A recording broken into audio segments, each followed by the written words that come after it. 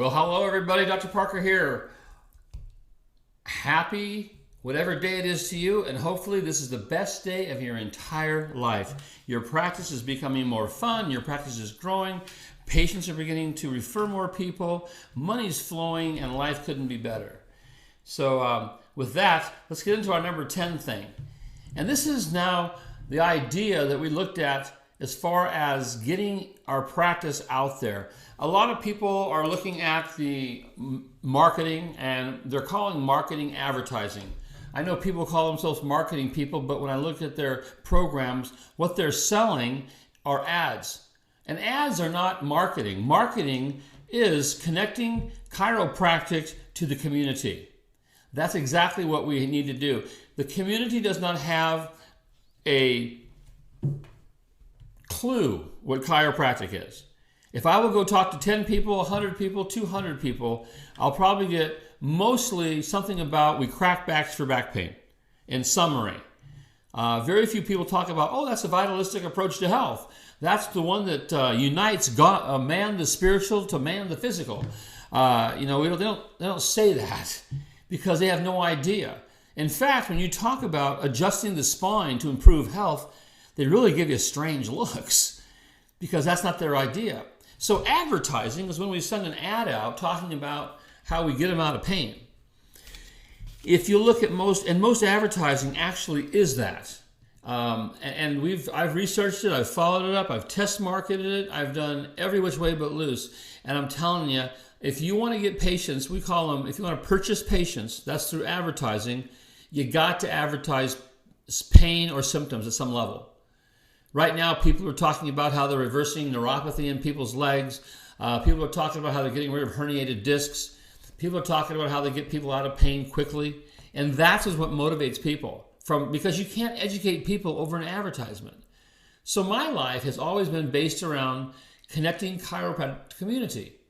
I would go out and actually do talks and educate people. And when I say educate, I hate that word because who wants to go get educated? I want to give vital information that's relevant to the people of any community. As an example, I was with a client today, and he was mentioning that what he'd really like to do would be he'd like to sit there and put together a training where he trains people how to eat.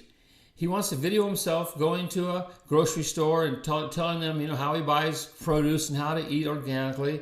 And he said he wanted to do that mostly for, obviously for mothers or for the women of the house, because they're the ones right now that are buying food for the children. And he's got a big heart for the predicament of the species, so to speak. Well, right now, at 12 years old, onset diabetes is now a common thing. Obesity in children is a common thing. And obesity and and diabetes becomes heart disease and a lot of problems. And when that's happening at 12 instead of 40 or 50, those kids don't have much of a future, in my opinion.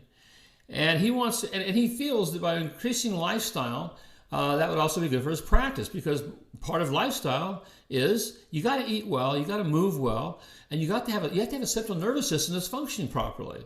So however you get out in the community is really the best way to get out in the community, because in the situation, in fact, it says so new patients only stimulate the development of a practice. A lot of people look at new patients as the end all to practice building, but new patients, in my opinion, they stimulate growth. Retaining patients is how you develop a practice. So if you come to my door, you're brand new, you don't know what's going on. My job is to connect you to a new thought process. Lifestyle management is very good because I think that it's important. If at one time the attitude was just get that atlas adjusted and you'll be healthy. Well, there's more to it than that. We have, food we eat, we have exercise, and though we don't have to practice that if we don't want to, some people enjoy, their practices that are education and nutrition and exercise. I particularly do not, because my specialty is educating the public of the devastating effects of vertebral subluxation, and then correcting and detecting and correcting vertebral subluxation. I do, though, put on talks in my office where I talk about how to eat better, how to move better. I think it's very important. I just don't sit down there and do that individually with patients because I don't find that it's the best use of my time. So at that point, but when I do that, they come to me for pain, and when I then show them why they're having pain and how lifestyle is probably what broke them down, and what lifestyle can probably build them back up again, that's how we sit there and we attract new patients. So one of the pieces of the puzzle is we have to attract. Now, how do you attract? You're probably thinking, well, what do you mean how you attract? You run an ad, you tell somebody, come see me.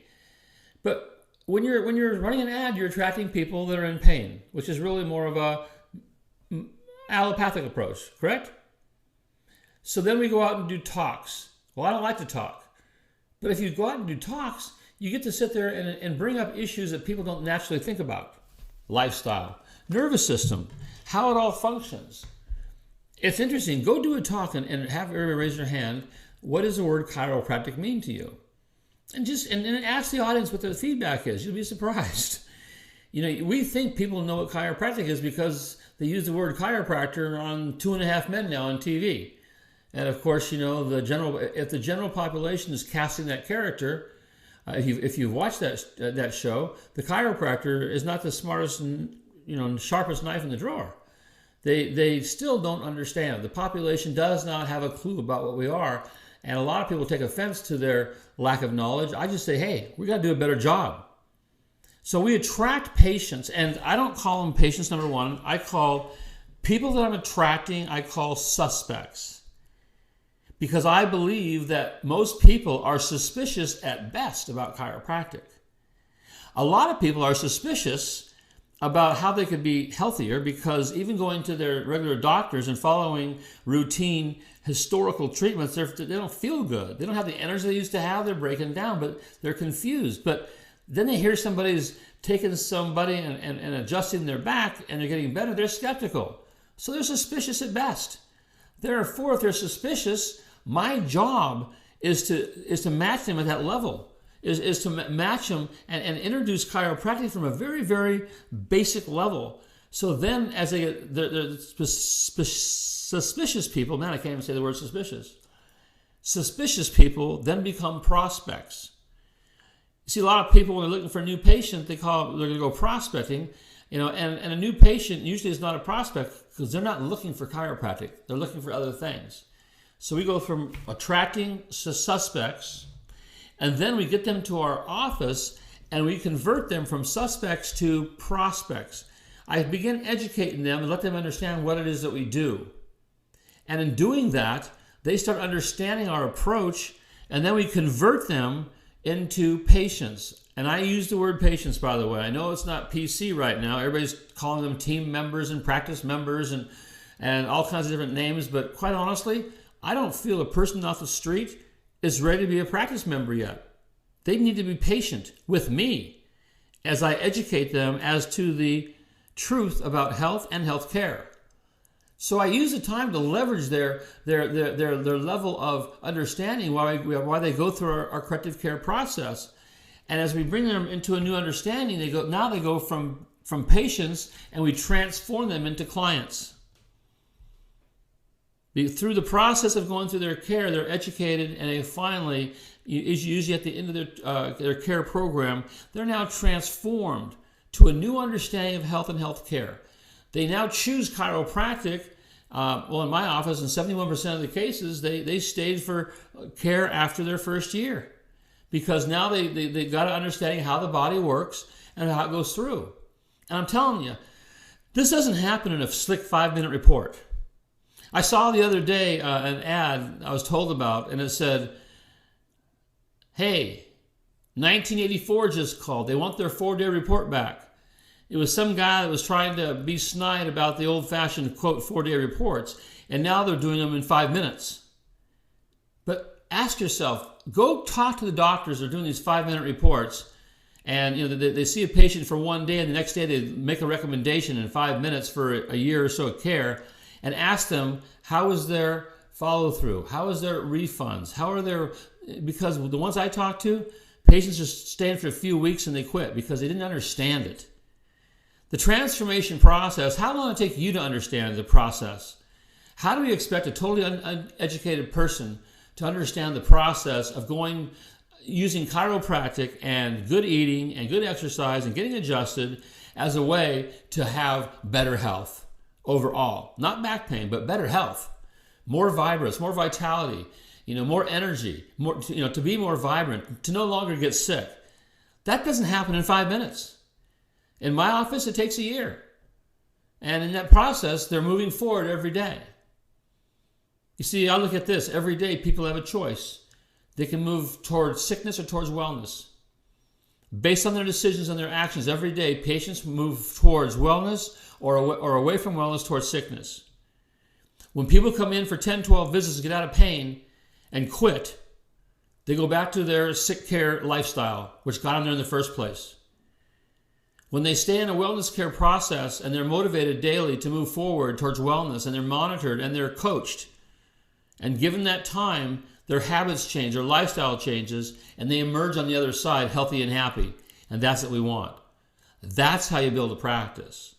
Not from masses of new patients, but from massive retention. So, your focus becomes attracting suspects, converting them to prospects, then patients, then clients, and retain them and their family for their life as they chose chiropractic as a health assurance plan and get away from insurance. You have a great day. I'll see you on the next event.